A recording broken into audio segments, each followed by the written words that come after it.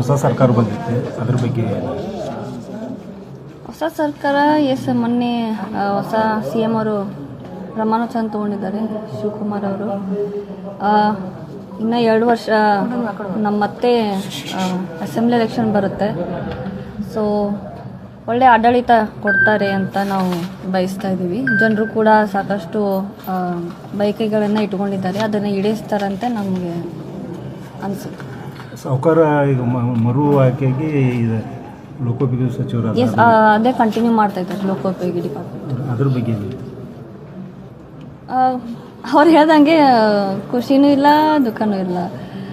ಹೆಂಗೆ ಬರುತ್ತೆ ಹಂಗೆ ಹೋಗ್ಬೇಕಾಗತ್ತೆ ರೀ. ಸೊ ಜನರಿಗೆ ಅವರಿಗೆ ಸೇವೆ ಮಾಡಲಿಕ್ಕೆ ಅವಕಾಶ ಕೊಟ್ಟಿದ್ದಾರೆ. ಸೊ ಕಂಟಿನ್ಯೂ ಮಾಡ್ತಾ ಇದ್ದಾರೆ ಅದೇ ಡಿಪಾರ್ಟ್ಮೆಂಟ್. ಜಾರಕಿಹೊಳಿ ಅವರು CM ಯಾವಾಗ ಆಗ್ತಾರೆ ಅಂತ ಪ್ರಶ್ನೆ ಕೇಳ್ತಾ ಇದ್ದಾರೆ ನಮ್ಮ ಕಾರ್ಯಕರ್ತರು. ಈ ಸಲ ಅವ್ರದ್ದೇ ಇದನ್ನಿತ್ತು, ಜನರ ಆಶೀರ್ವಾದ ಮಾಡಿದಾಗ ಆಗ್ತಾರೆ. KPCC ಸ್ಥಾನದ ಅಧ್ಯಕ್ಷ ಬಹುತೇಕವಾಗಿ ಫಿಕ್ಸ್ ಆಗಿತ್ತು, ಯಾಕೆ ಕ್ಯಾನ್ಸಲ್ ಆಗಿತ್ತು ಅಂತ ಮೇಡಮ್? ಕ್ಯಾನ್ಸಲ್ ಅವ್ರು ಹೇಳ್ದಂಗೆ ಅವರು ಕೂಡ ಡೆಲ್ಲಿ ಹೋಗಿದ್ರು, ತಮ್ಮೆಲ್ಲೂ ಗೊತ್ತಿದೆ.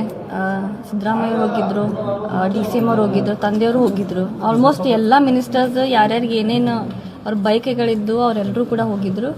ಸೊ ಹೈಕಮಾಂಡ್ ಏನು ನಿರ್ಧಾರ ತೊಗೊಂಡಿದೆ ಎಲ್ಲರೂ ಬದ್ಧರಾಗಿದ್ದಾರೆ. ಸೊ ಮುಂದುವರೆದಿದ್ದಾರೆ, ಯಾವ ಖಾತೆಯನ್ನು ಕೊಟ್ಟಿದ್ದಾರೆ ಅದನ್ನೇ ನಿಭಾಯಿಸ್ಬೇಕು ಅಷ್ಟೇ.